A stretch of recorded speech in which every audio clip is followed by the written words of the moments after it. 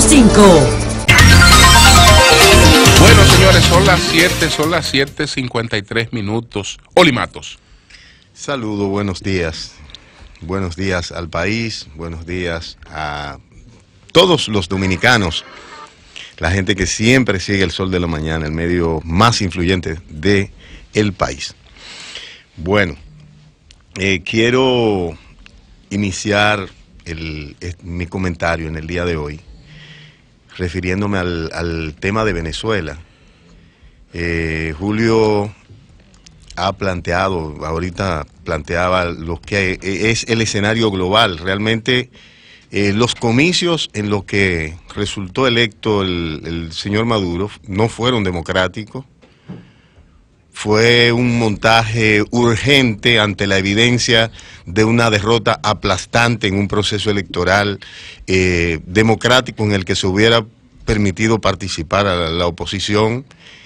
Y incluso en el medio de una crisis política y de un diálogo que fue realmente maltratado por los actores, sobre todo por quien tenía mayor poder en ese momento, que es el señor Maduro. Pero antes de ese proceso estaba el tema de el montaje de una asamblea constituyente por encima de la asamblea electa de manera democrática, en un proceso en el que su organización salió derrotada. Incluso esa asamblea que preside Juan Guaidó fue víctima fue tronchada por que diputados de esa asamblea que fueron electos en diferentes localidades fueron usurpados durante el proceso de elección. Muchas veces, en nombre de la visión ideológica, la gente se aferra o utiliza una excusa, puede ser religiosa, puede ser ideológica, para justificar sus acciones. Es decir, los relatos ideológicos sirven para esto, para yo justificar, yo hago esto en nombre de un principio máximo, de un principio superior. Sin embargo, hay valores que las sociedades de hoy no deben renunciar.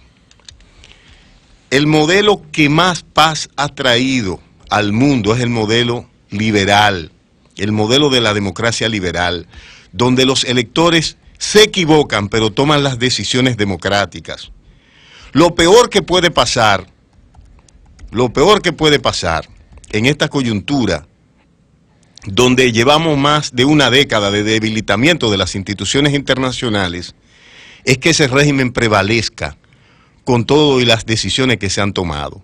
Sin embargo, yo quiero apostar a la paz, pero con el fin de la usurpación. Y ojalá, desde Venezuela, esa asamblea que hoy el mundo reconoce como el único ente legítimamente electo por el pueblo venezolano, pueda dar paso a la aprobación de una ley que dé amnistía a los actores que son parte del régimen usurpador, de que no serán perseguidos durante un proceso de un nuevo gobierno y de que incluso se les permitirá participar en un proceso que todo el mundo sabe que no tienen posibilidad de ganar todo, pero pudieran ganar algún nivel de participación en la nueva asamblea que se cree. Pero si se va a llamar a unas elecciones, deben ser unas elecciones generales que incluya al Ejecutivo y que incluya a la Asamblea. Naturalmente, los actores que dirigen Venezuela hoy no están en condiciones de llamar a una consulta democrática. ¿Por qué? Porque han probado que no tienen voluntad para respetar la voluntad del pueblo venezolano.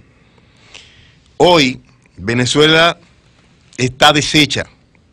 Si la vemos una década atrás y vemos sus zonas industriales cómo están, la veremos totalmente devastada. Y es realmente lamentable lo que está pasando en ese país. Ojalá esa gente, muchos de los cuales han sido arrastrados por ideas tan fantásticas como irrealizables, porque escuchar al señor Maduro en un momento en el que sube el pan, decir que iban a colectivizar las panaderías, creyendo que quienes comen pan son capaces de fabricarlo y de hacer el pan, e ignorando los métodos y cómo funcionan los medios de producción para generar ese bien de consumo, es una forma de demostrar la incapacidad que este individuo tiene para dirigir no solo un Estado, ni siquiera un pequeño colmado. Ese señor no tiene capacidad para dirigir ni siquiera un colmado. Y lamentablemente eso ha escalado a los niveles de hoy. Más de 20 años y la destrucción de todo el aparato productivo de ese país, que por su gente y por el talento de su gente, nosotros estamos convencidos que con la salida de ellos, Venezuela inmediatamente comenzará a desarrollarse y avanzar y a recuperar lo perdido. No será tan fácil, le va a llevar bastante tiempo. Otro tema internacional que quiero abordar es el discurso del presidente Donald Trump del día de ayer. Señores, las pasiones nublan la razón. Ayer escuchaba a algunos analistas, a propósito del discurso del presidente Trump, hacer una serie de críticas emocionales, sin ir profundamente al contenido de lo que el señor Trump planteaba en su discurso. Nosotros creemos que los modales del presidente Trump dictan mucho de ser de estadista. Hay quienes lo justifican diciendo Trump es un neoyorquino y los neoyorquinos son petulantes. A él le sobra la petulancia. Pero si vemos en el contexto en el que él planteó los desafíos de la sociedad norteamericana y del Estado norteamericano, todo el que está allá sabe que él estaba diciendo la verdad. Todo el que vive en Estados Unidos sabe que Estados Unidos necesita renovar su infraestructura. Es una infraestructura centenaria, la mayoría sin mantenimiento. Usted pasa por esos puentes de Nueva York y están todos súper oxidados. Pero además, hay una depresión del salario. Esa depresión del salario, del ingreso, que hay un aumento de la desigualdad. ¿Por qué se aumenta la desigualdad? Porque la gente gana cada vez menos y las corporaciones ganan cada vez más. Entonces, buscando mano de obra barata, las corporaciones norteamericanas hicieron grande a China, pero empobrecieron al pueblo norteamericano. Incluso con una política migratoria que lo empobrece. Hablaba de que quiere migración en Estados Unidos, pero legal. Y eso yo no creo que nadie en buen razonamiento pueda discutirlo.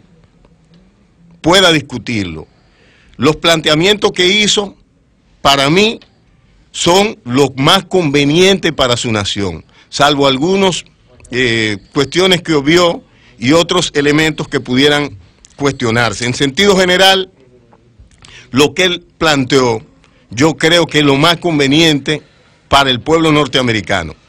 Y a veces me resulta extraño cómo quienes se llaman progresistas y están supuestamente del lado de los trabajadores, terminan defendiendo posiciones que a quienes perjudican es a los trabajadores. Por eso, el presidente Trump fue electo por la mayoría de la gente trabajadora y pobre, y las élites votaron por Hillary Clinton. Las élites, si usted busca las élites económicas, blancas incluso en Estados Unidos, a quienes favorecieron los barrios ricos blancos votaron por Hillary, los barrios pobres votaron por Trump. ¿Por qué? Porque ese estaba defendiendo un mejor salario para ellos, un mejor ingreso para ellos. Y esa es la realidad de lo que él planteó. Podemos comenzar a acusarnos con frases emocionales. Me decía ayer Joe Ochipinti, con quien conversaba un ex agente de migración de Estados Unidos, que preside la Fundación de Defensa al Policía, la Fundación Norteamericana de Defensa al Policía, me decía que, bueno, la situación está en que cuando tú dices que hay que aplicar la ley, te dicen que tú eres un racista. Te acusan de que tú eres un racista. Uno no puede, yo te puedo ver y no te debo preguntar si tú eres legal o no. Hasta dónde estamos cumpliendo. Las emociones nos están sacando de la lógica, del sentido de la gestión de la gran explosión migratoria que tiene que afrontar la humanidad y que tendrá que afrontar en las próximas décadas. ¿Puede Europa absorber el flujo migratorio que está fluyendo de África. Vamos a ver. Tenemos unas capacidades para gestionar situaciones. Puede que sí, que lo tenga. La economía europea es la economía más grande si tú la sumas en sentido general, incluso supera la economía norteamericana, que es la más grande del mundo. Si pone todos los 28 países de la Unión Europea, pues tienen un PIB mucho mayor. Pudieran ayudar a desarrollar a África, pero la política de China de ir a invertir a África y de ir a desarrollar las zonas de África pueden ser mucho más productiva, porque hace que los ciudadanos de esos países encuentren viabilidad para vivir y desarrollarse en esos países. Y lo que uno lamenta es que quienes promueven esas políticas no van a los países donde se generan los flujos migratorios a hacer inversiones, a garantizar empleo y a garantizar que las instituciones se fortalezcan para que esa gente no tenga que salir de su entorno.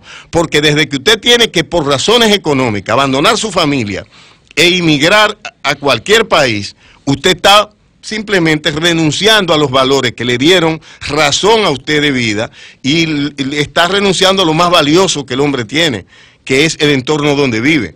Recuerdo el libro de su experiencia periodística de Jorge Ramos, este periodista de Univisión, donde dice: no importa lo lejos que vayamos, siempre nos queda esa añoranza del terruño de donde venimos. Eso le pasa a los inmigrantes, es decir, cuando usted debe irse y pasarse su vida fuera de su territorio, de donde usted vive, le queda ese vacío del entorno de donde usted creció, con sus familias, con sus amigos, de donde usted siente, donde usted se sentía amado y conocido, y no donde usted es un número simplemente que anda caminando. Julio, para finalizar, quiero reconocer a esta gente de la Fundación de Defensa al Policía de los Estados Unidos. Ahí está, esta es una niña que tiene cáncer de Santiago y ellos le van a cubrir todo el tratamiento en los Estados Unidos. La gente le está viendo lo que no están viendo en televisión. Esta niña tiene 12 años, tiene un cáncer, no podía ser tratado aquí. Ya es la octava niña, entre los niños de octavo que son llevados. No le querían dar el visado, pero ellos tienen una excelente relación con el Consulado General en República Dominicana y van a seguir gestionando casos. Ellos gestionan el visado, le pagan los pasajes y pagan la estadía del personal, de los familiares que le den asistencia allá en los Estados Unidos. Cambio y fuera.